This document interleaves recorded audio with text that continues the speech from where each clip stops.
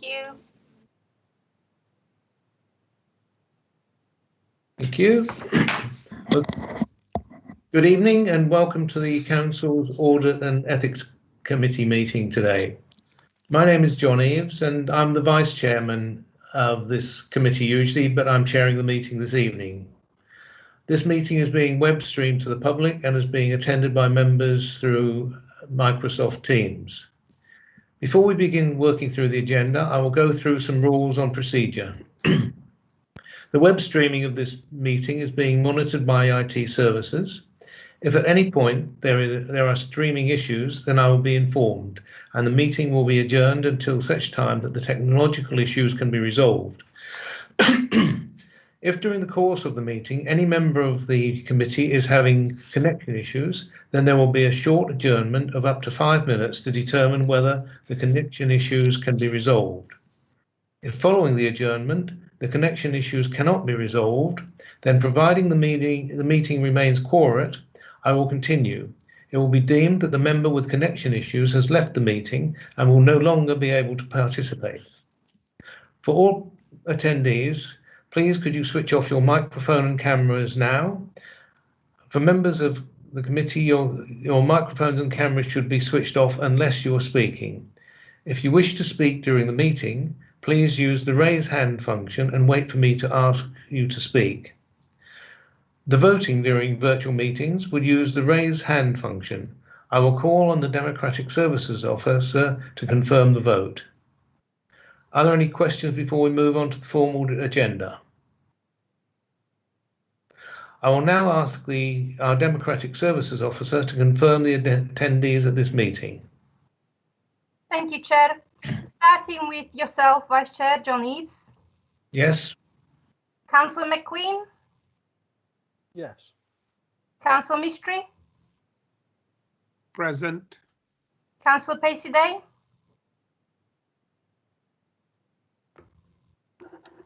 Councillor Pacey-Day. Yes, I'm here. Thank you, Chair. Right, we'll now move on to the formal agenda. The first item to confirm the minutes of the meeting held on the 10th of November. Could I ask for a proposal for accepting for confirming the minutes? Yes, Chair, I will move the minutes. And a seconder? I'm happy to second, Chair. All in favour?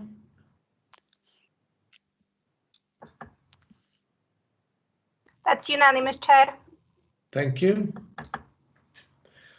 Item 2, apologies. Apologies, Veronica? We have 2 apologies for this evening from Chairman Mr. Dutfield and Councillor Cranham. Thank you. Declarations of interest.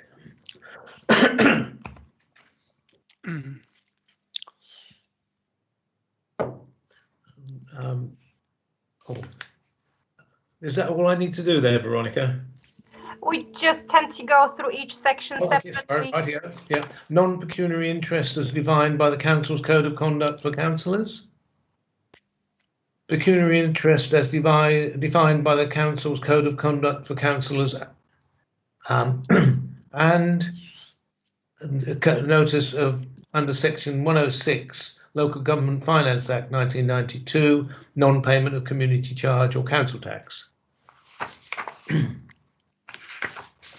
And is that it? Yes, Chair. Thank you. The first item on the main agenda, the health and safety progress account. Progress report. I think who's going to be leading on that? Hi, Chair. It's Dan Green here. If I just briefly introduce the item, if that's okay with you. That would be fine. Yeah. Thanks very much, Chair. And I'll assume that members have had the opportunity to read the report, so I won't go through it line by line. I'd just like to start by offering my apologies to the committee for not bringing a set of completed actions to you today. I know you've been waiting for these for some time, They were in fact scheduled for completion during 2020. However, the safety and resilience team have been absolutely integral in our response to COVID-19, and I don't offer that by way of excuse, but perhaps as part of the explanation as to why there are some outstanding actions remaining. I'd like to offer the committee my own assurance that these will be completed as a matter of priority, and I'll come back to you either via a briefing note or, if you prefer, with me to come here to update you on their completion in the near future. I've also taken the opportunity within the report to highlight some of the improvements that we've made recently in terms of health and safety governance. And it's an area that myself and Manny, the Executive Director, have identified as an area where we want to get better. Our existing arrangements were compliant, but we want to strive towards health and safety excellence. These moves started some time ago, and in particular, the highlights that helped us along the way were our joint working with Coventry, Solihull and Warwickshire Resilience on our emergency planning and business continuity arrangements, and also our partnering with a private company, Make UK, who provide us with specialist health and safety advice. And they're both areas where we were actually a little bit short on internal expertise previously, so they're very welcomed. More recently, we've begun a time-limited piece of work which we're calling a health and safety squad, and it involves colleagues from corporate assurance, it involves colleagues from legal, and obviously colleagues from health and safety. And what we're looking at specifically there is the organisational arrangements that we have in place to make sure that we're governing health and safety as well as we possibly can. And there are a number of key areas of work which have been progressed, which are highlighted within the report. One that I'd perhaps just like to draw your attention to is the formation of an internal officer-based health and safety committee. And that will be the council's senior management team who will meet with key colleagues on a quarterly basis to review and update our own health and safety governance matters. And the inaugural meeting of that group will happen on the 11th of February, so very near in the future. At that inaugural meeting, we'll be considering some very significant items like a new health and safety policy for the organisation and a revised set of performance metrics. Just to be clear as well, in terms of engaging members, we do still have a health and safety members working group, and part of the role of the committee will be to ensure that that working group is being fed appropriate information to have that member level oversight on a regular basis. The work will continue. There's been a lot achieved over the last 3 months, but we will continue to make these improvements at pace. And part 5 of the report starts to highlight some of the areas where we'll move forward. But in particular, some of the areas that I see as priorities for us are ensuring we've completed our work on staff competencies, making sure that staff are adequately trained in health and safety for the roles that they're doing. To improve our staff engagement on health and safety, so making sure that people on the front line are able to raise their queries and have them resolved when there are issues relating to health and safety. And finally, the digitalisation of our health and safety service, which sounds very dramatic, but we are actually procuring a platform that enables us to manage all of this and make sure that our arrangements are kept up to date, and they're not reliant on any individual doing that. There will be automatically generated workflows that mean that the work that we need to have in place to manage health and safety properly is reviewed periodically. So they're the key parts that I wanted to highlight to you this evening, but I'm obviously happy to take any questions, and I just reiterate that assurance that the actions within the audit will be complete, and you will have an update confirming that in the very near future. Thank you for that. Do we want to? Would anybody like to ask any questions at this stage? Yes, John, I've got my hand up. Just quickly, can I say to Dan Green, thank you very much. I think this report is long overdue, I think, and we were backwards and forward last sort of 2 years, back to 2019, lack of officers, appointment. And then I gather recently or whenever, I'm not sure where we are up to that with the staff, whether, there was a long illness, when somebody disappeared. And the other thing is, I'm also pleased that you got the members' involvement, because you got in the chair, Councillor Tom Mahoney, and he's a full-time almost health and safety officer before he retired, and I got a lot of interest as well from the union point of view. I've always included health and safety. It's not something that we take it for granted, health and safety. It is a normal thing that we practice, every day. And I think, like Dan said quite clearly, it's something that everybody is aware of it, is the visibility, and then we carry on. So I think I welcome this report, and I think it's long overdue. So Dan, thank you very much for bringing this forward.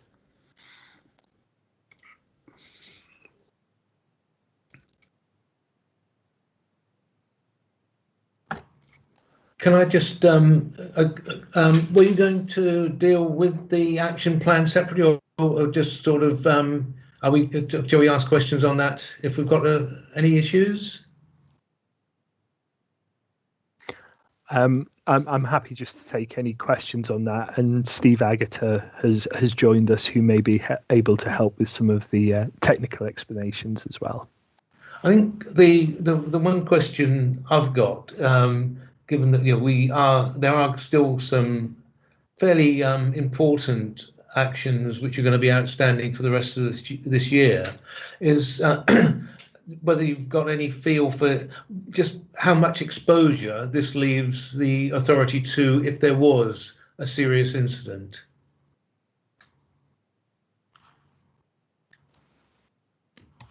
Thanks, Chair. I'll come back in on that one if I may. I think the audit report was very helpful in terms of pointing us in the direction of some of the areas where we may be exposed to greater risk. However, some of the work that we've done more recently internally as a group of officers has identified those areas which we think are the key risks. In terms of the timescales required, the timescales suggested for the finalisation of the actions in this plan, I don't believe that exposes us to any greater risk. I think that we have things in place that we need to have. We meet the legislative requirements. However, from myself, and I know from Manny, the executive director, we don't just want to do the bare minimum. We want to strive for health and safety excellence and really perform well in this. And Councillor Mistry mentioned Councillor Mahoney, the chair of the working group, and he certainly shares that view as well. So whilst I don't believe that it exposes us to any greater risk, I do think that these are things that we really need to progress at pace now. And I would consider the target dates that you've been offered to be the absolute maximum that it will take us to get these in place. I would like to see us deliver those far quicker than we're suggesting. Well, thank you, Steve. That's reassuring. Sorry. Thank you for that. That's reassuring. Are there any further questions on this? No, Chair. In which case, I think we're asked to note, considered and noted. So again, could I have somebody propose that recommendation? Yeah, Chair, I'll move its mystery. And a seconder? Happy to second, Chair. All in favour?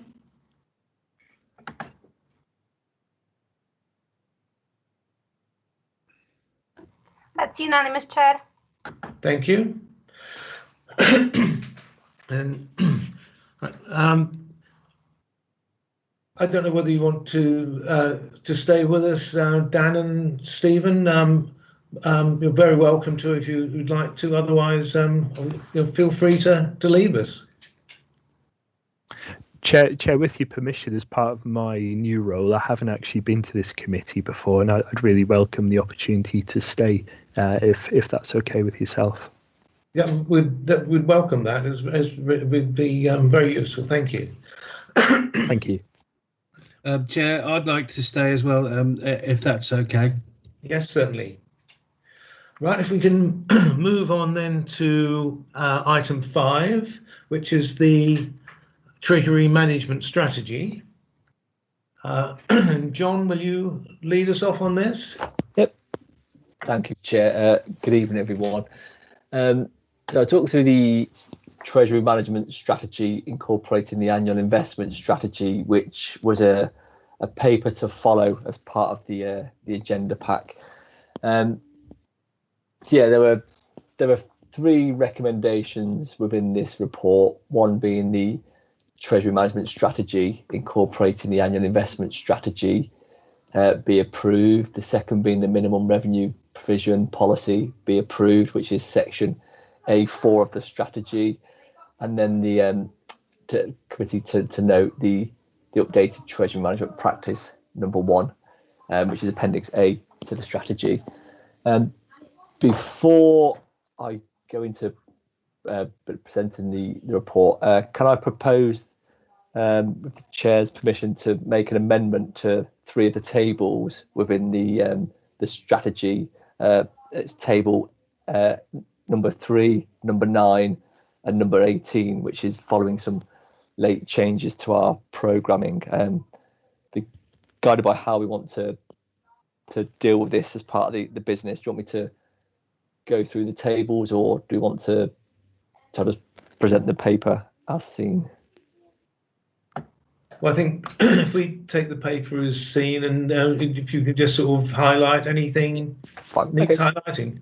Thank you very much. So yes, the covering report gives a bit of background to the work we've done this year around the Treasury Management Strategy. Probably draw your attention to section 2 of the report, which is the review of the Treasury Management Strategy. And it's just, yeah, we used the opportunity during 1920 to use our Treasury Management Advisors link to carry out a review of our Treasury Management Strategy and the reports that we provide to the committee, to act as a bit of a critical friend into the way to ensure that we deliver our external policy framework, but also enable us to provide the committee with the sufficient information to make informed decisions. And as a result of that, an operational action plan has been established. And what we've chosen to do as part of the completion of the 21-22 strategy is use link to support us with that. So although the content and the look and the feel of the document is hopefully pretty similar to what it was in previous years, yeah, there are some enhancements that we've made this year, and a summary of those is shown in section 2.2 of the report, but I think they're also identified in page 19 of the strategy itself.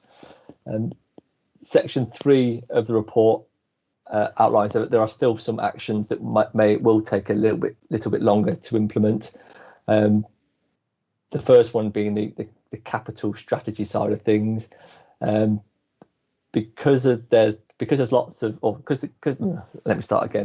introduction of key strategic updates, including the corporate strategy, a refreshing of the 30-year business plan, and our commercial way of working, we are going to see a significant shift, which will have an impact on our capital strategy. So what we're proposing is that we'll work on a capital strategy separately, and we'll present that to the committee for review later on in the year.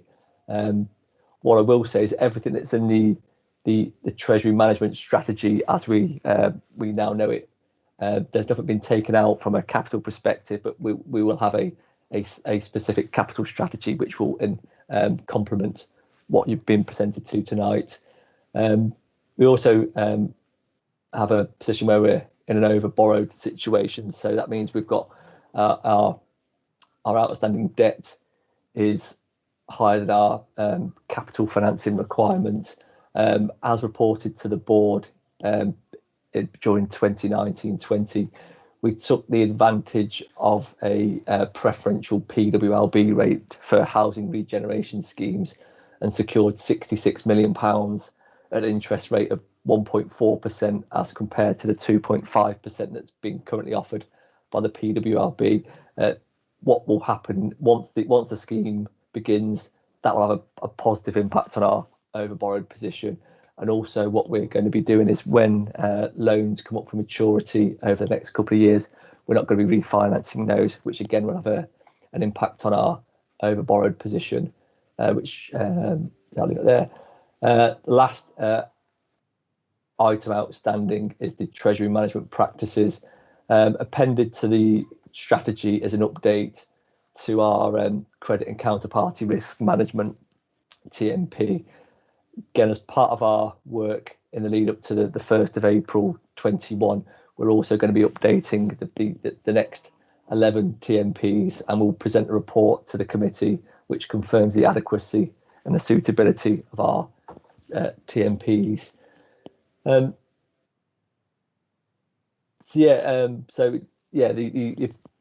Appendix A is the Treasury management strategy.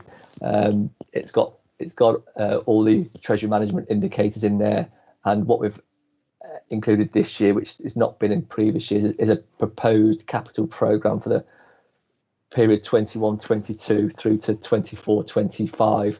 I will caveat to the committee that this is still subject to approval and adjustment, but it's the information that has been reported to Cabinet as part of the February budget setting report.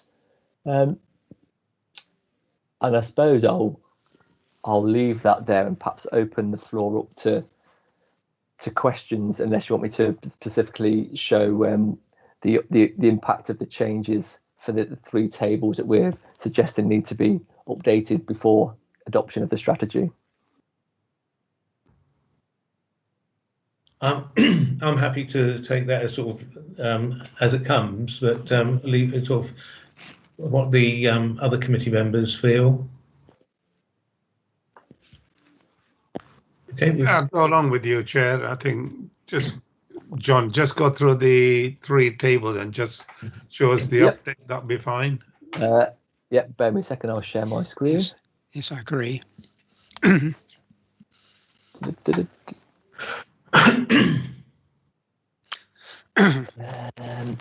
make sure I've got the right screen here.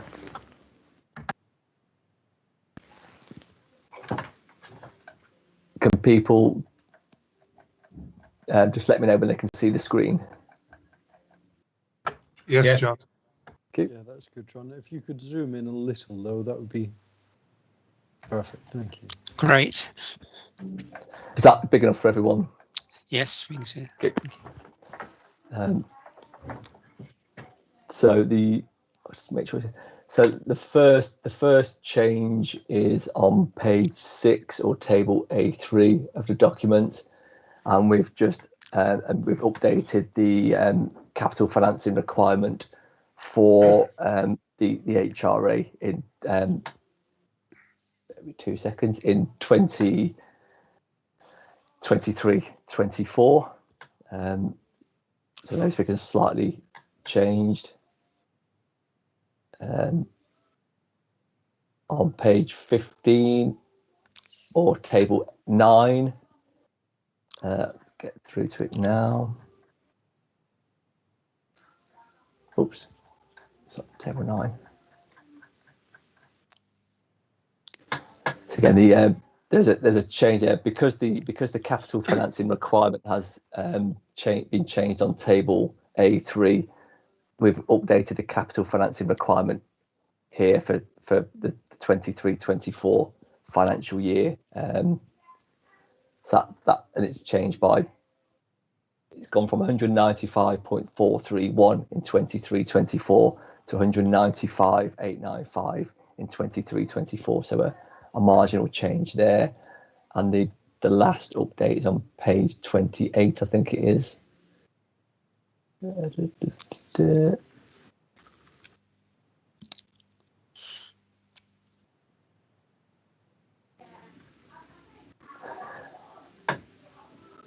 And again, it's the impact of because the capital financing requirement has been adjusted. The over borrowed position as part of this table here, our balance sheet projected analysis has been updated as well, which reflects now that our over borrowed position is likely to reverse through the 21-22 financial year, subject to the development of the high rise replacement, which will be subject to further reports to Cabinet and Council. And yeah, I'll just open the floor for questions now if anyone's got any.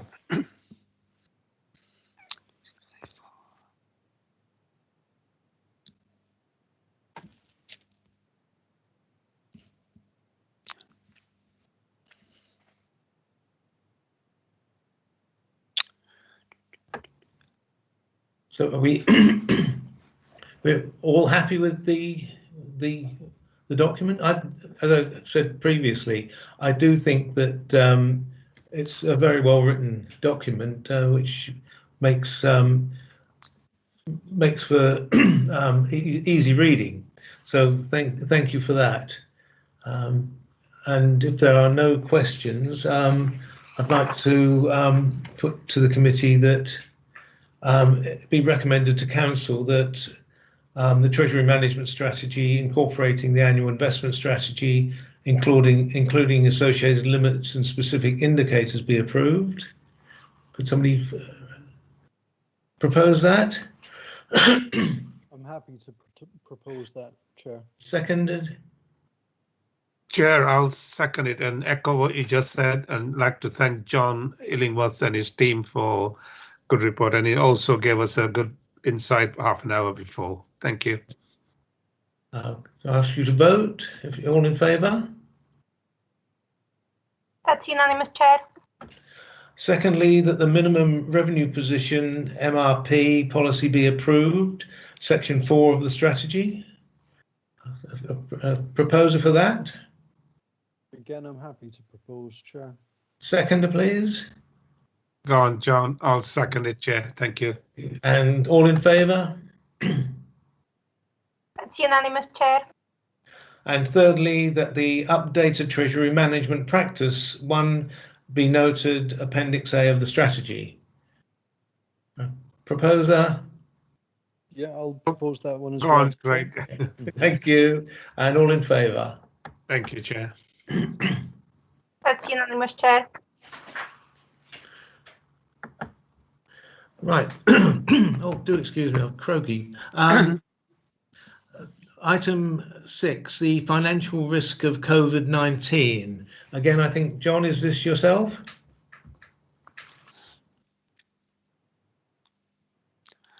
Oh, have we lost John? No, he should be with us. John, is this the COVID risks? Is this yourself? Apologies, everyone. I'm having internet issues. I am back now, though.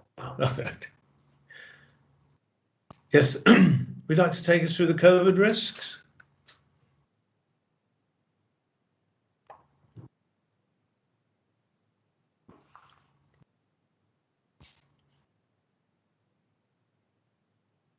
John, can you hear us?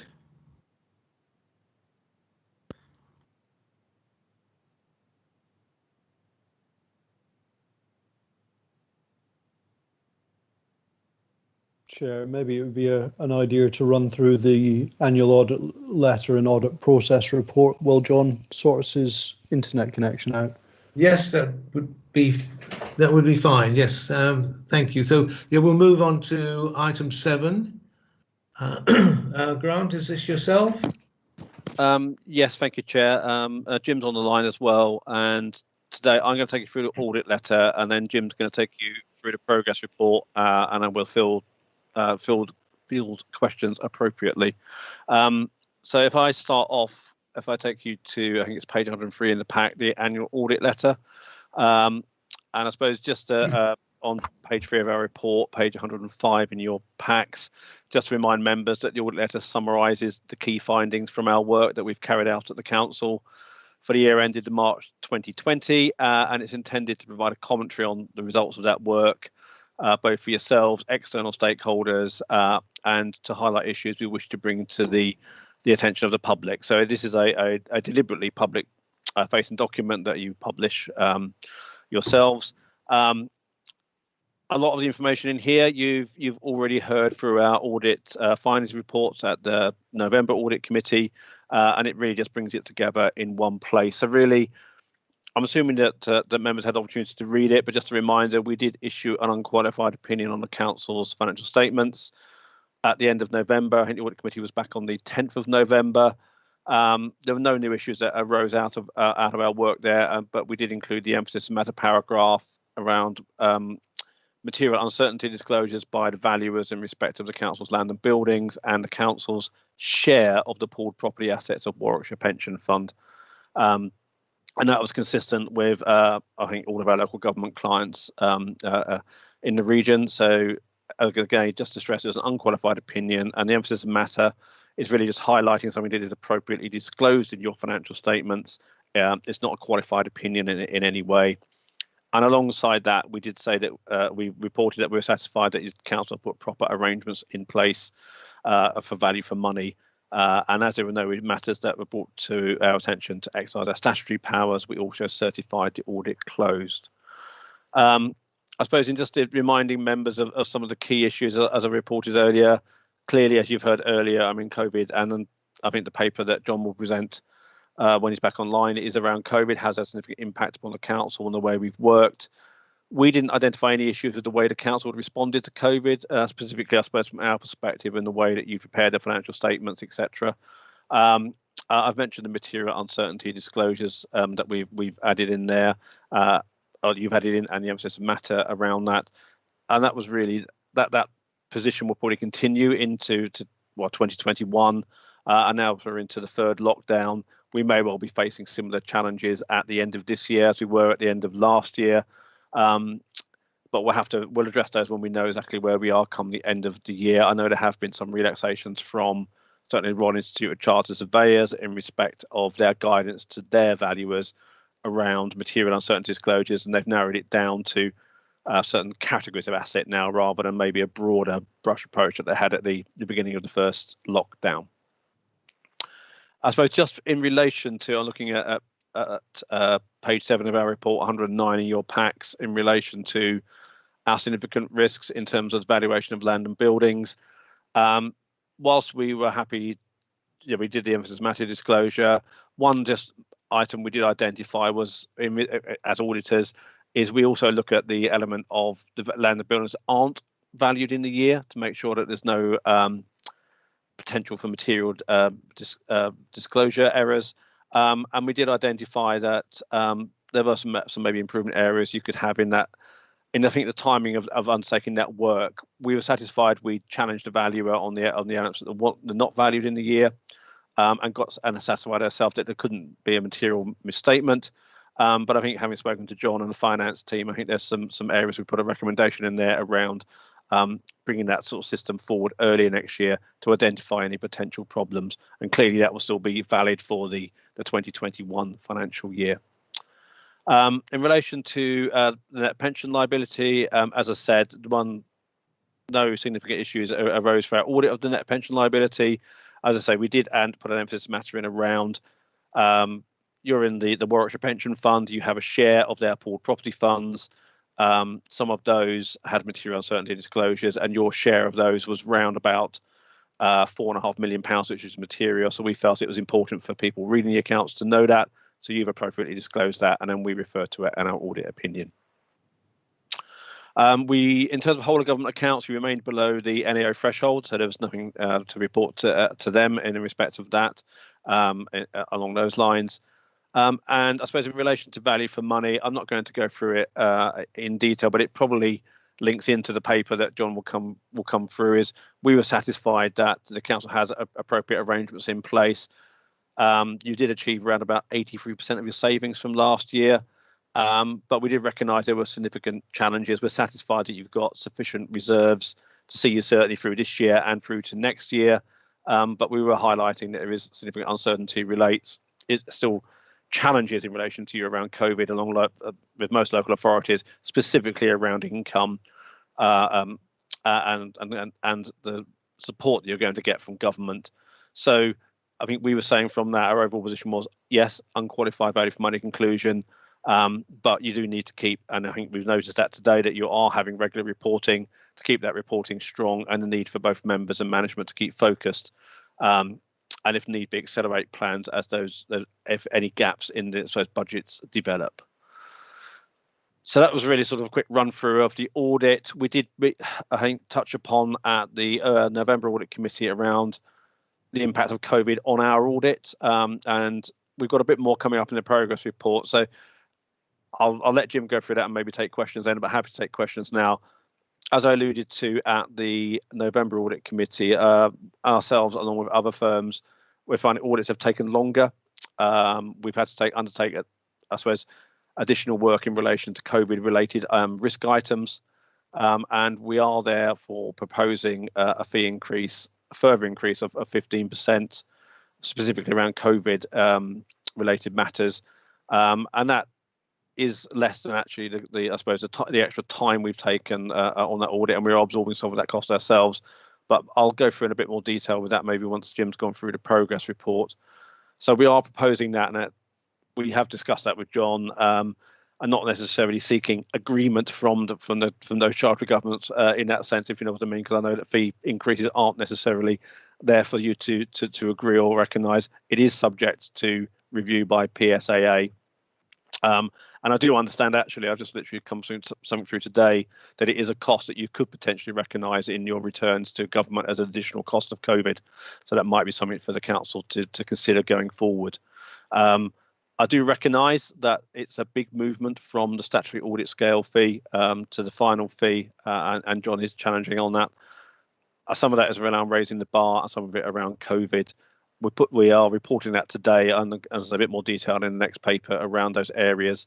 But it is subject to PSAA. But I am bringing it to your attention, and happy to take questions on that. And I think the final bit of the audit letter is just recognising that we do undertake two pieces of work other than the audit, which is around the housing capital receipts return and your housing benefit claim. And Jim's going to give a bit more feedback on progress on those as part of the next paper. And I was proposing to stop there and take questions, Chair. Thank you, Grant. Again, a very positive report. And so, have any of the members any questions?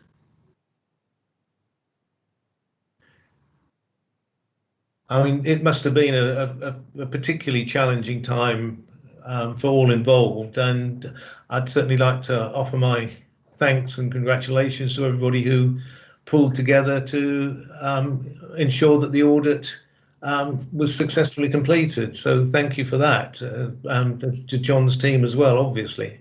Yeah, thank you, Chair. I should have highlighted that a bit more in the beginning of our report, that we do express our thanks to the council. I think I did allude to in the last audit committee that whilst as a firm generally, or as a practice, we've not been impacted by COVID specifically. We did have some illness challenges on this audit, and we worked constructively with John and the team to work around that. So I think we did work, independently, but in good partnership to get the audit over the line. Councillor McQueen? Yeah, thank you, Grant. The report is really clear and concise, and it makes easy reading, so thank you. I wanted to ask you around some of the issues around the valuations on buildings and the property funds within the pension as well. Obviously, at the moment, the COVID has thrown property prices up in the air, and we're seeing a huge move to online working and shopping. Is there likely to be significant problems, do you think, around the valuation of those assets? It's difficult to say. I think we are. It depends in which way you're looking at. I think there is a challenge, for valuers in respect of if they need to do, I suppose, physical inspections, just the practicalities of them being able to get out in the middle of a lockdown, and that primarily drives in, I suppose, from a technical perspective. We normally ask about what they've done, looking at obsolescence and elements like that. So I think there is that practical challenge for the valuation experts to go out and look at buildings and assess their whether there's been any significant deterioration. I suspect your question is more alluding to where are the market. If you're relying on market, it depends on how you're doing this. I mean, a lot of your assets will be on what we would call a depreciated replacement cost basis, which is a specialized property. A lot of that is driven by areas and building cost data. So if that building cost data is available, then hopefully your valuer would be, and I'm not an expert, I don't pretend to be an expert in that area. That's why you employ a valuer. They should be able to do that. But there was an issue towards the end of last year around whether those building cost indices have been updated appropriately, etc. And then I think there is also those where you maybe rely more on the market in relation to sort of maybe if it's more akin to office space and elements like that. And yeah, that is where we do the challenges around John and his team and the valuers, is if the market's gone stale, if there's not sufficient market, I suppose, activity in some uncertainties around evaluation. And that's why you get the material uncertainty disclosures from your valuers. So I think we might be witnessing that this year. It might be a little bit too early to see. I don't know at the moment how valuers are coping with that. I do know some of my NHS clients that some of the valuers are saying, well, they're not going to go out on site, but they're in a slightly different position, of course, if they're hospitals. So I think, yes, it will be difficult, and I think it will continue to be a challenge for this year. I don't think our approach will be significantly different to what you've seen already. I think we'll have to talk to John and the valuers about how they propose to do that. But I think from your perspective as an audit committee, it's just making sure the process and arrangements in place and gaining assurance that there's not likely to be a material misstatement in the accounts. So we may well be seeing uncertainty disclosure. So that's a bit of a long-winded way of doing it, but I think that's sort of the area we're in, and it's still a subject for regulatory, I suppose, focus of for us as auditors as well. So we need to make sure that we've demonstrated appropriate challenge and understanding. Thank you, Grant. John, you have a point? Thanks, Chair. It's just if I can come in on the back of what Grant was just feeding back to there. It's quite timely, actually, because we were having conversations with our valuers yesterday around this issue, actually, and we are conscious of the potential impact of COVID on the valuations, and one of the things that they are looking at is potentially the impact it might be on car parks, which might be I think some of those are valued on a market income basis. So yeah, we are having those conversations, and potentially what we're going to be doing is pulling forward assets that might have been on the schedule to be valued in 21-22 as part of our 2021 programme to prevent that material misstatement in the accounts. Thank you, John. Sorry, Chair, it's Grant. I mean, I think it's interesting, but that sounds very sensible to me. I mean, we did have a conversation with some clients last year around valuation of car parks, because a normal way of that is one way for me to do it is to look at the last 3 years income streams. Now, clearly, that those might change, because I think most councils are predicting that people wouldn't have used car parks in 2021. And I suppose the challenge then is, well, what do you think the new norm might be if you're looking forward, which I think you're also allowed to do as a valuer as well. So I think we may well see some changes in valuation of car parks, which are valued on, say, income streams going forward. So I think the conversations you're having seem very sensible and appropriate. Any further questions? Okay, well, again, we have to note the annual audit letter 2019-20 as attached in the appendix. A proposer, please. Yeah, Chair, I'll propose Ish Mistry. Thank you. Seconded by? I'm happy to second, Chair. Thank you, Craig. All in favour? That's unanimous, Chair. Thank you. Welcome back, John. Do you want to take your item 5 now, or shall we carry on with the externals? I'll be guided by you, Chair. Happy to go, but also happy to put my report at the end of the agenda. Okay, well, let's stick with the externals for now and take item 8, which is the audit progress report and sector update. Thank you, Chair. I'll take our second paper on the agenda tonight, which is, as you mentioned, our normal progress report. It's split into a summary of our concluding acts of 1920 and progress to date in 2021. And it also includes some important information around fees for 2019-20, updated accounting standards on accounting estimates, and revised work on value for money, as well as our general sector updates. So I'm looking at the page titled 2019-20 Audit Progress at 26th of January 2021. I think Grant has probably already reflected on the outcomes of the 1920 audit, which is now concluded. Picking up on the fees point that Grant did touch upon in his presentation of the annual audit letter, we've had time to reflect on this now and analyse the management information that we have to hand and the audit files to get a clear picture of the significant additional work performed around COVID-19.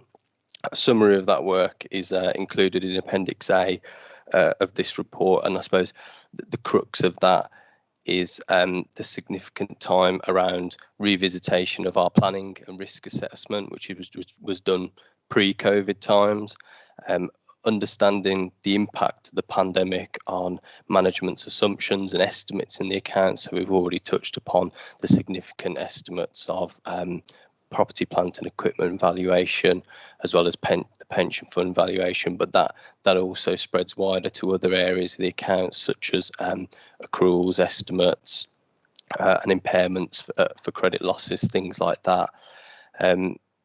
Again, Grant also touched upon the impact of this on our value for money work last year, so enhanced procedures around the financial resilience of the council in response to COVID-19, and then also the difficulties of remote working arrangements and I suppose the inefficiencies that created in the delivery of the audit. We have provided management with a detailed breakdown of the specifics, and we're proposing an additional fee of £7,474 in relation specifically to COVID. But as Grant noted, that is subject to PSAA approval at the moment. In terms of other areas in 1920, we are still continuing to work on the various grant certification commitments that we have with the council. So namely the housing benefits assurance process. It's probably worth drawing to members' attention that the authority has agreed an extension to the deadline for that work, which will now run to the end of February. And then the other area is the 2019-20 pooling of housing capital receipts. And I'm glad to say that work is now substantially complete and will be delivered in line with the deadline for certification, which is the end of this month. Over the page then, we provide a brief insight into 2021 and note that thoughts will shortly turn to our planning work for the coming year audit. I suppose the most significant change to the scope of our work in 2021 will be our value for money assessment under the revised framework. This page really just outlines this at a high level, but we've prepared a more detailed overview of this for members' information, and that's appended to this progress report, which we tend to go through with you. Page 7 of our report notes audit deliverables and shows indicative timings of those. So in terms of things like the audit plan, the audit findings report, and all the other communications I suppose it's worth pointing out that a lot of these could be subject to change just due to the ongoing impact of the pandemic, but we've set that out on page 7 of the report. The following 2 pages, as noted at the top, relate to the updated accounting standard in relation to estimates.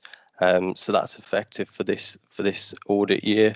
The upshot of this is a more enhanced understanding of the authority's procedures and internal controls over estimates, and page 8 includes a bullet list of the key considerations that will be taken into account this year.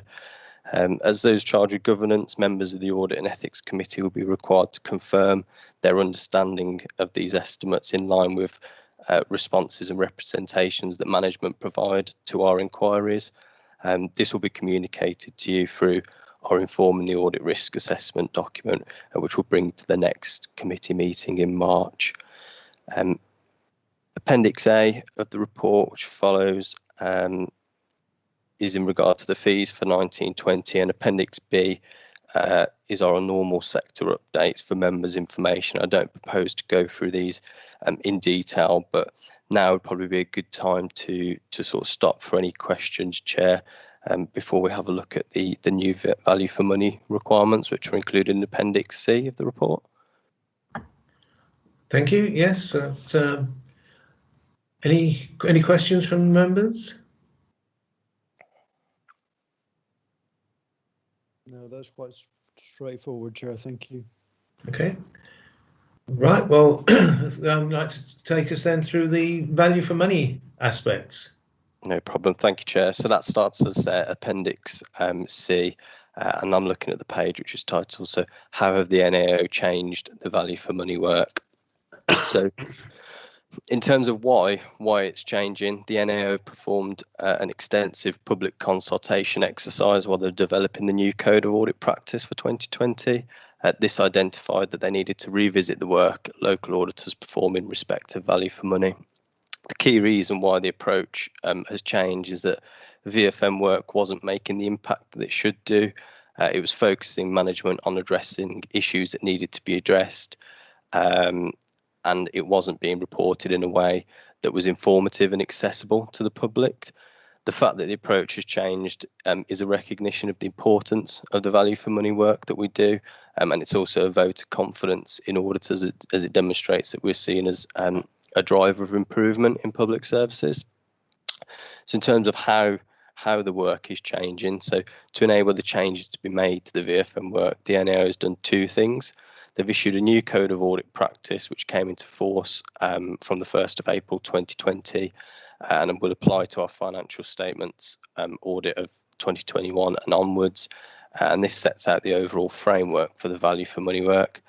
And they've also drafted an updated auditor guidance note, AGN 3, which sets out detailed guidance on what VFM work needs to be performed.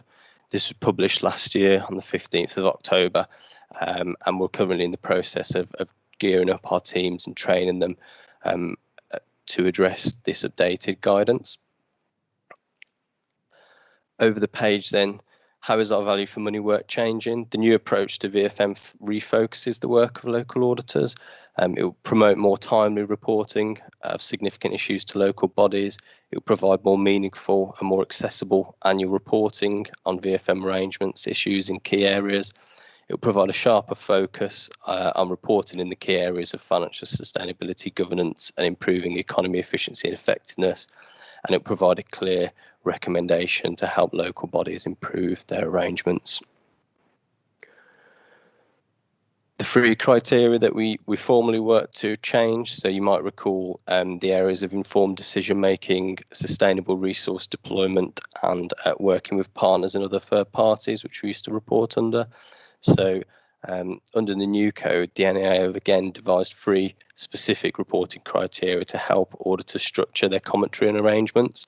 So as you can see from the slide, while there's been a change of emphasis, the new criteria are not significantly different in nature to the old criteria. So governance covers similar areas to informed decision making. Financial sustainability is similar to sustainable resource deployment. and improving economy, efficiency and effectiveness largely covers the same ground as working with partners and other third parties. Therefore, the three criteria have changed, but not by all that much in reality. So we cover this in a bit more detail later, but one of the key changes under the new VFM arrangements is that auditors will have to report their conclusions on each of these three criteria. So under the old VFM approach, as you'll remember, auditors generally only reported findings when there was a significant risk, and that's what we would focus our work on. Pardon me. There's also a key change in how we report our work on value for money. So the new document that needs to be produced is the auditor's annual report, and it will be different to the annual audit letter. This isn't just a case of giving the same document a new name. One of the key reasons for changing the VFM work was to ensure that it made more impact, as I've mentioned. It's fair to say that it's been a long time since annual audit letters made that much of an impact, so the creation of the auditor's annual report aims to change that. So you might ask yourselves, what is an annual auditor's report? It's broken down into five different sections. So the first one being commentary on arrangements. So in this section, auditors will explain VFM work they've undertaken during the year, including the risk assessment, risk-based work, and then highlighting any significant weaknesses that have been identified and brought to the body's attention. The commentary will include a summary under each of the three specified reporting criteria. Compared to how the results of value for money work were reported in previous years, the commentary will allow auditors to better reflect local context, and also to draw attention to emerging or developing issues which may not represent significant weaknesses, but which may nevertheless require attention from the body itself. It's also important to stress that auditors can't simply describe the arrangements that are in place. Auditors need to provide their commentary on these arrangements. There'll also be a section for recommendations, so where an auditor concludes that there is a significant weakness in a body's arrangements, they report this to the body and support it with recommendations for improvement. We'll come back to those shortly though. There's also a section for progress in implementing recommendations, so where an auditor has reported significant weaknesses in arrangements in the previous year, the auditor should follow up recommendations issued and include their view as to whether the recommendation has been implemented satisfactorily. The use of additional powers is also included in there. So where an auditor uses additional powers, such as making statutory recommendations or issuing a public interest report, this needs to be reported in the auditor's annual value for money report.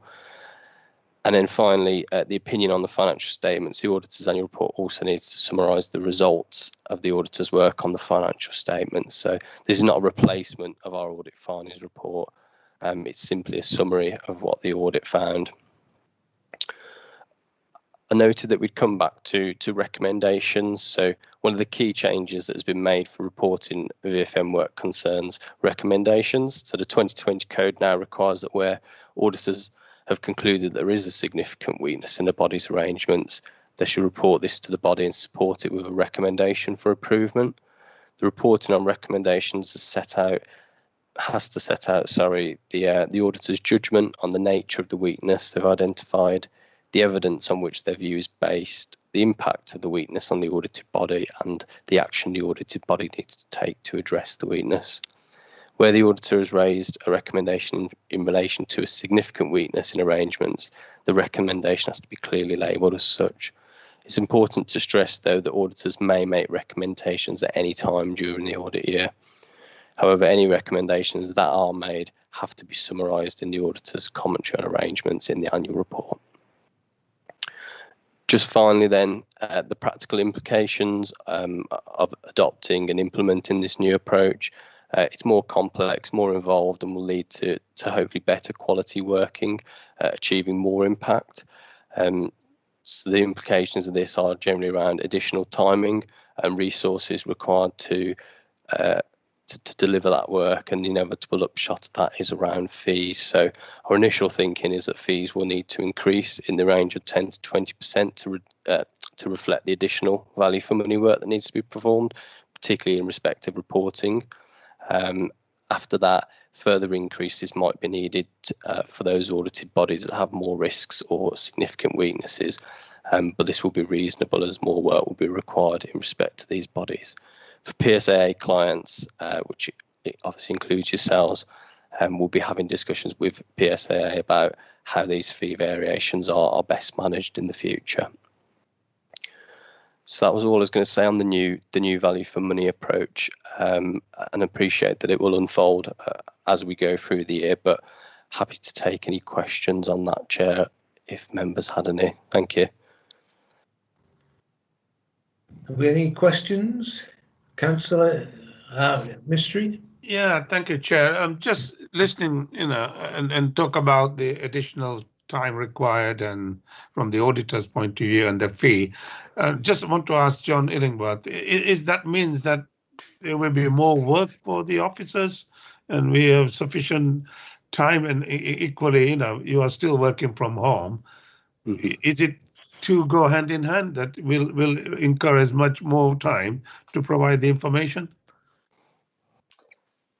Sorry, Councillor Mystery. You talk about the increased fee for 1920s accounts now. John, it's Grant here from Grant. I think the member's asking about a VFM. Oh, sorry. And I suppose as a way to councillor, it's the additional demands upon officer time that this might bring. I think that was what you're asking, wasn't it? Yeah. Apologies.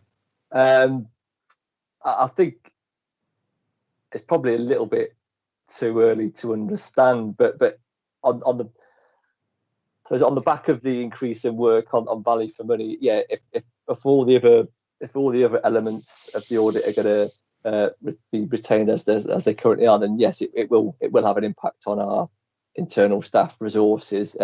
Like I say, we are all working from home at the moment, and certainly some parts of the audit this year went very well from my perspective, from a remote working perspective. Yeah, I suppose I'd need to perhaps understand in a bit more detail what the value for money, what the actual requirements are going to be before I can comment too much on that one. I mean, Chair, through you, maybe I'll try and just give it a comment to that. Is we are still finalising our approach to it this year. What the NA has made quite clear, however, I don't know if members can remember this, is we're not replicating a sort of self-assessment approach. So you're not going to get a big list of things from me to say, can you please mark yourselves against this? We won't be going down that line. My initial view is I'm hopeful that the council already produces a lot of information that we'll need to review as part of our audit work. So there may well be talking to John and other people around where that information is held. And I think there will be a requirement for us to, and this is probably, I see this as a positive, speaking to more members of the leadership team, I suppose, and other members of the directors in that sense, to get a feeling for where their views on where the council is. But I would see those as being directed interviews, if you know what I mean. So I won't be going along, or we won't be going along going, can you tell us what you do? I think we would do the research and then come up with a list of specific questions and analysis that we'd need to do. And that all drives in, I think, where Jim was coming from, is we can't just record what you do as a council, we have to make a commentary on it. So I think we're trying to minimise that. I think we're very aware of the impact of COVID. So I think we will manage that process, and hopefully there will be more, I suppose, conversations with officers, and we will make sure that we don't necessarily take any more of their time than we really need to reach those conclusions. Okay, thank you.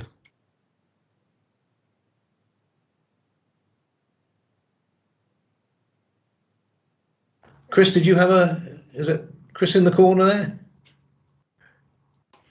Thanks, Chair. I just wanted to add to the comments that have been made that with the new corporate strategy due to come online soon, value for money is a key component of that new corporate strategy. And as such, we'll be considering the amount of value for money type work we carry out within the internal audit plan. So it's just to make the committee aware of that, and there may be opportunity for my service to liaise with our external auditors about the work plan that we undertake, to avoid duplicating assurance, and to also plan that and deliver that work in an efficient, effective way. Yeah, I think that's going to be very important, because I suppose sort of one could say that it's rather an unfortunate time to have something like this brought forward, given that sort of all the pressures that there are on local authorities at the moment, and cost pressures of COVID. This is just another burden that's going to have to be absorbed, but I know that there's nothing that we can do about that, but I think it's something we have to bear in mind. Yeah, thank you, Chair. I think we'd agree that this wouldn't be the year that ideally we would look to bring this new one in, given where we are.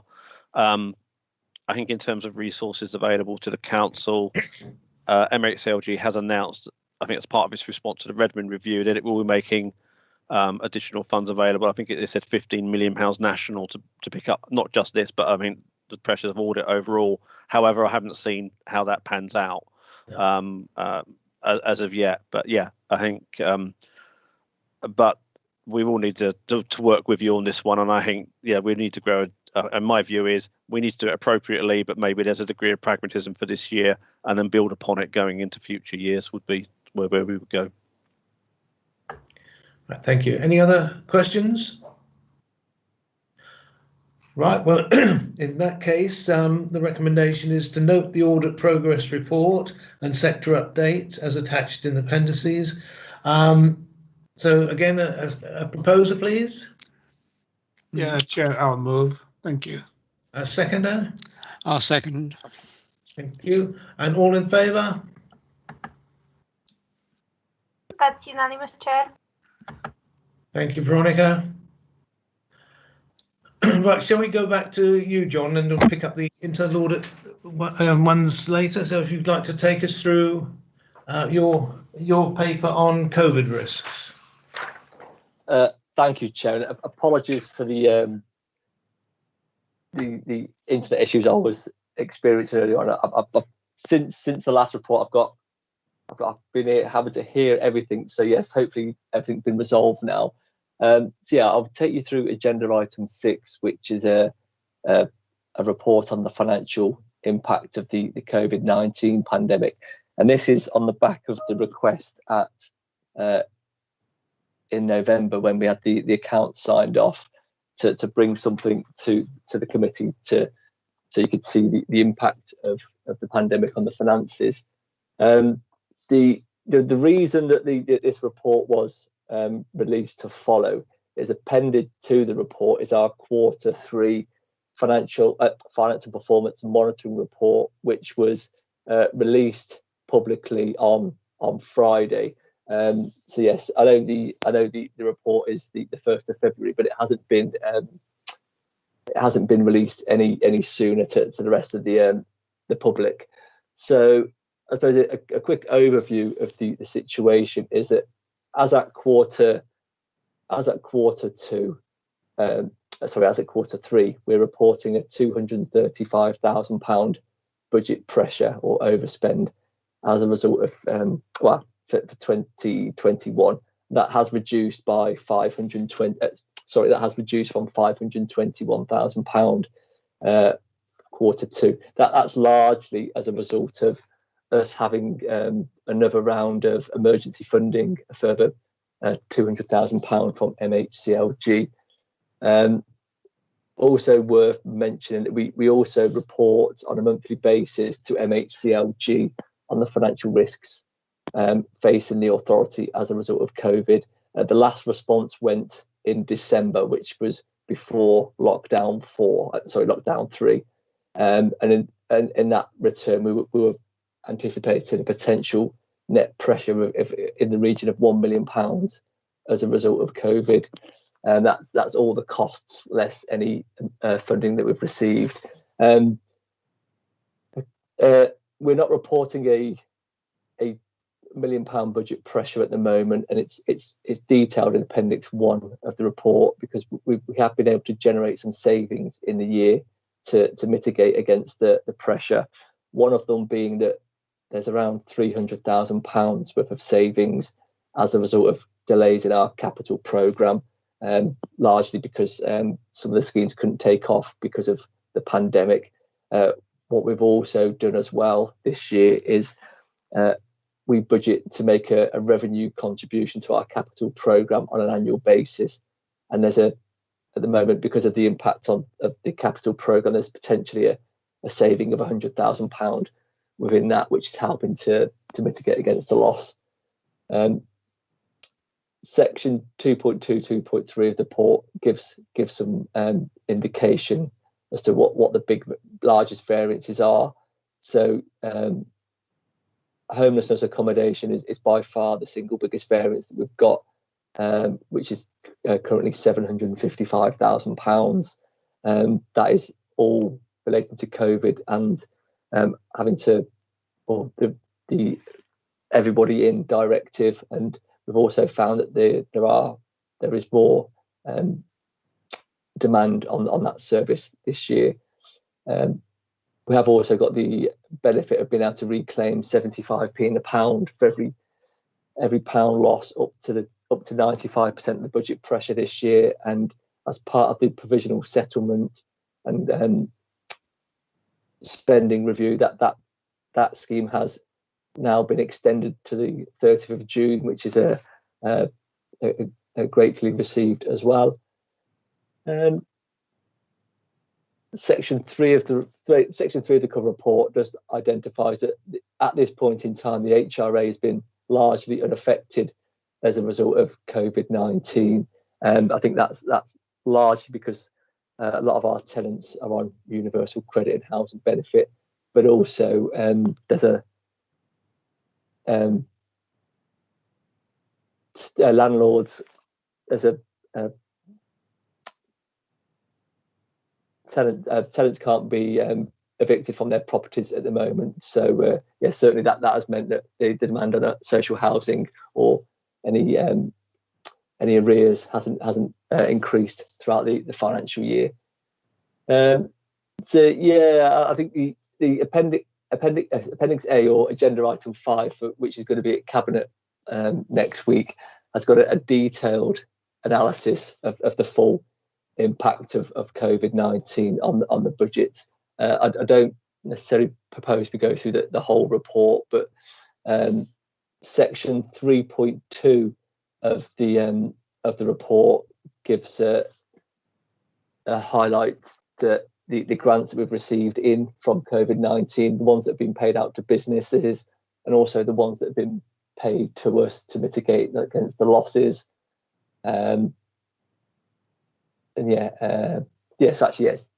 Section 3 probably from Section 3.2 onwards it gives you all the information. I think at that point I'll pause and perhaps ask if there's any specific questions that the committee might have on the impact of COVID and the finances for the council. Thank you, John. That's really been a very useful document, sort of showing sort of just where the pressures and have sort of been impacting. Councillor McQueen. Hi, thanks very much, Chair.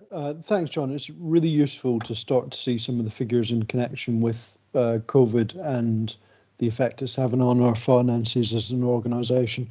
I was wondering, you mentioned there that there hasn't been a great deal of effect on rental income at the moment, but that's likely to unwind. So as we see the end of the furlough scheme and the schemes to help people that are on universal credit, do we expect that to get noticeably worse?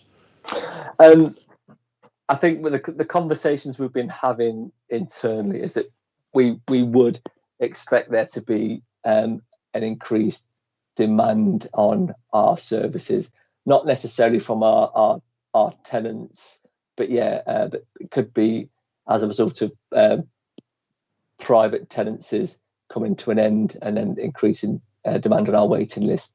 But yeah, certainly the impact of the furlough scheme is having a positive influence on our rent arrears, but also, and it might get slightly skewed because the housing team has now introduced some software in order to bring their arrears down, and it's difficult to. It's only been introduced for 2 or 3 months, so we haven't really got the data yet to see the true impact of that. But certainly, what we might be in a position where putting COVID to one side, the arrears that we have from our tenants might naturally reduce anyway because of this rent sense software. But yeah, it might be that it's replaced because people are experiencing financial hardship when furlough comes to an end, and potentially furlough might turn into redundancies. So yeah, we are aware that might have an impact, but we just haven't got any real concrete data yet to do any forward-looking planning for it. But we can certainly do some potential sensitivity if we've got some clarity as to when the furlough is going to come to an end.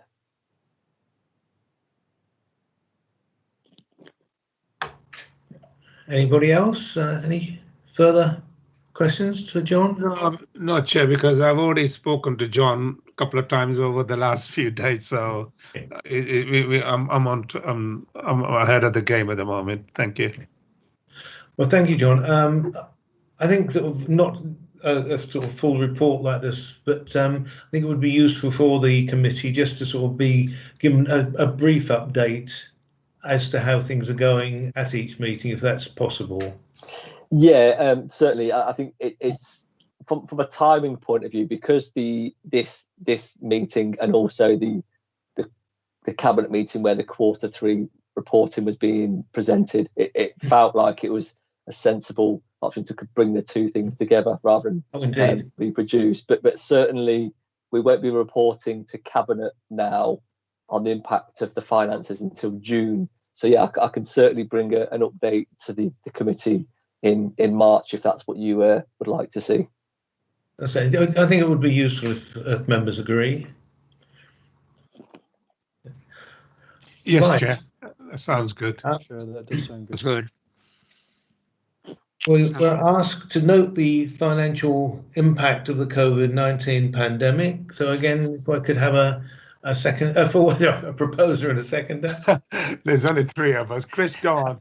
I'll propose that one. I'll second it. Thank you. And all in favour?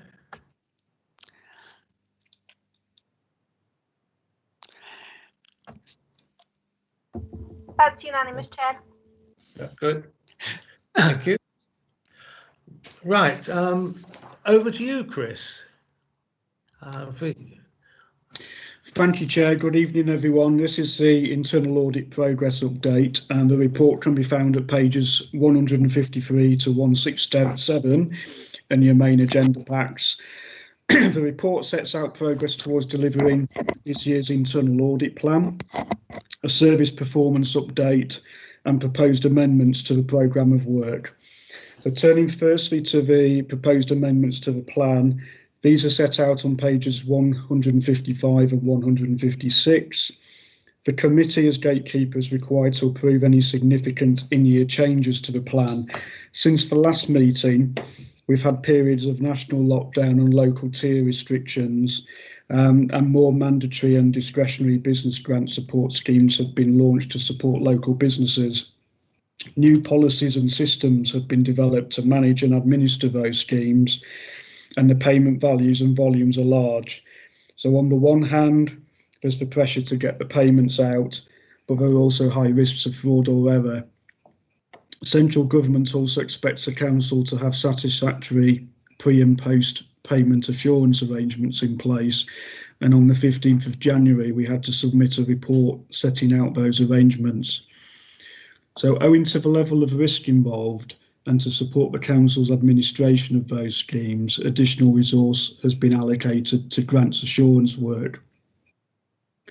At the same time, the CCTV audit, which was due to be completed by TIAA during Q4, is now being proposed for deferral due to the COVID-19 restrictions. The additional resource diverted to the grants assurance work has left a gap in our resources to deliver other audit work that was scheduled for the current quarter. So to address that issue, we've earmarked some of the additional burdens money allocated by central government in order to commission TIAA under their existing framework contract to deliver 3 of the outstanding audits for us. On that basis, I still expect to deliver an adequate internal audit plan for the year, which meets the requirements of the public sector internal audit standards. Moving on to performance, I'd like to start with an apology to members, as owing to work pressures and extended leave over the Christmas and New Year period, we haven't been able to compile accurate data to show correctly the current position in relation to implementation of audit recommendations. We have carried out some follow-up work. Unfortunately, that isn't up to date, as there are a lot of actions that were due to be implemented at the end of December, which still need to be followed up on. The accurate position will be reported to the next meeting in March. In relation to the other performance measures, the latest data is set out on page 161 of the agenda pack and shows only minor changes compared to the previous quarter. So to summarise, members are asked to consider and note the report and to approve the proposed amendments to the internal audit plan, and I'm happy to take questions from members. Thank you. That's fine.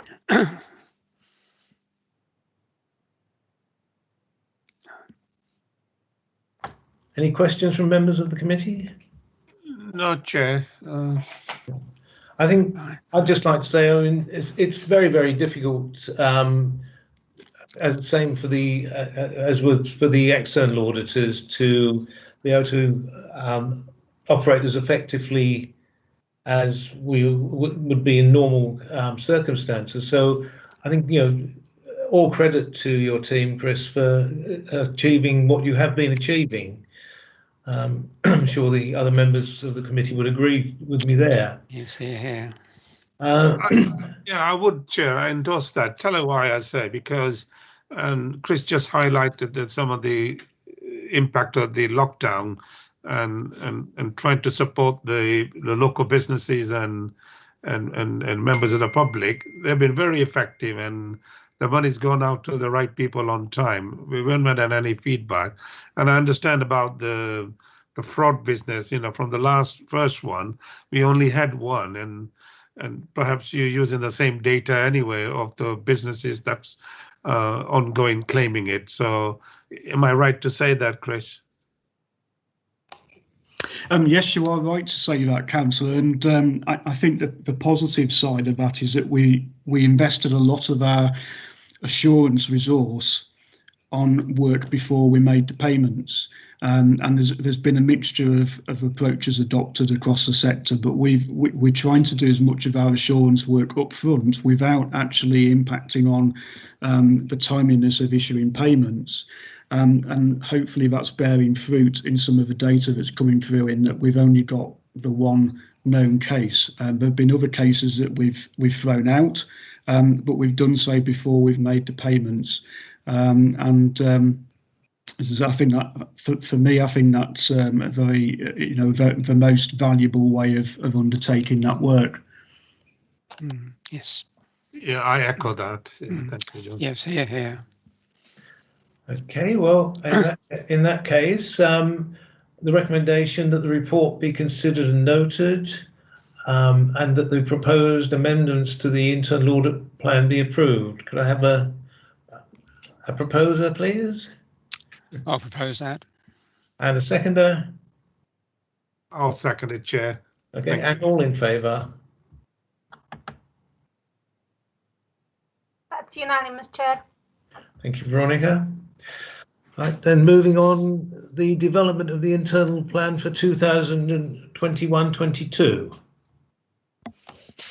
Thank you again, Chair. This report can be found at pages 168 to 173 in the main agenda pack and sets out the proposed arrangements for developing next year's internal audit plan. Firstly, there are no proposed changes to the methodology. However, as members know, the context is very different this year. Of course, we have the ongoing COVID-19 pandemic. We have a restructure of the senior management team that's due to take place this quarter. A new corporate strategy is due to be in place from April. And we know already that several internal audit assignments that were due to be carried out this year have been deferred from this year into next year. So I'm therefore proposing to delay the full audit planning exercise until spring. That will mean that the new senior management team members can be properly consulted and that the work can then be aligned with the new corporate strategy and ongoing COVID recovery work. The plan will therefore be to hold stakeholders meetings during April, present a draft internal audit plan to the senior management team in May, and then submit the plan to this committee at the following meeting that's currently scheduled for June the 15th. In the meantime, the proposal is that the service uses the time available in April and May to finish any outstanding audit work from the current year, finalise any outstanding reports, and where we can to begin working on audits that have already been deferred from last year. If for some reason we can't make a start on those audits, then I'll look at the long list of audits and suggest some alternative work and agree that with John Illingworth and with the committee via email. We do very much welcome input and suggestions from members. So comments and suggestions will be very much welcomed either today or alternatively members are welcome to contact me separately outside of the meeting at any time. Members are asked to approve the process for developing the plan for next year and as requested, consider any areas where they might require assurances from internal audit during the next year. And I'm happy to take questions. Thank you. Any questions for Chris on this? Councillor Mystery? Yeah, thank you, Chair. Chair, Chris just touched on the new senior management team, which is going to be in place beginning of the new financial in April, and is recommendation that we finish all the backlog in April, May, and the new plans will be obviously reading the report. It'll be drawn from the priority of each corporate priority plus the priority of each senior management team member, which has been expanded. The question that I want to do, can the two overlap while this is going on? Chris, can it be done? The catching up with the backlog and then the new plan being put in place, would that be feasible? Sorry, Councillor, I'm not quite sure. Yeah, because you still got the old plan been running, and you got the team who are too busy trying to formulate the new priority and whatever internal audit that needs to be done. Are we sure the two can be done at the same time, overlapping, or unless Dan can answer? I'm not sure. Yes, I can answer that. Thanks, Councillor. Yes, and in reality, that is normal process. It's an activity that I usually undertake during January and February, prepare an audit plan that the senior management team reviews and signs off in March, and then comes to this committee at the end of March. But with the realities of the situation this year, I'm just proposing that we defer that process, and it's largely undertaken by myself. I do take a small amount of time with the team to review the long list of audits together, but that's normal process, and it's done alongside other audit work, and as I say, it's just part of the normal process. We're just delaying it this year. Okay, thank you. I think it sounds a very sensible approach, Chris, and we've been asked. We've got to just check what we're doing here. Recommend the process for developing the internal plan be approved, and that members consider areas in which they require assurances for internal audit during 2021. Before asking to vote, I think the point 2 there is something that I certainly would ask all members to give some thought to if there are any areas that they feel that Chris should be having a look at, to have a contact him and have a word with him. Otherwise, I would ask for a proposer for the recommendations. Okay, Chair, I'll move the recommendation, please. And seconded by? I'll second it. Thank you. And if we could vote on that, please. That's unanimous, Chair. Thank you. Well, moving then on to item 11, a motion to exclude the public under section 100A(4) of the Local Government Act 1972. To consider passing the following resolution.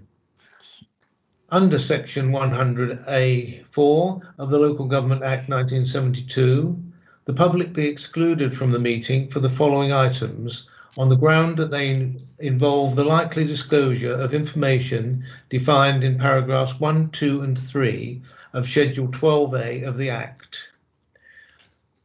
Could I ask somebody to propose that, please? Yes, Chair, I'll move the recommendation. And a seconder? I'll second that. Thank you. And could I ask you to vote on that proposal? That's unanimous, Chair. Thank you. And Maria, could I ask you to conclude the live streaming, please?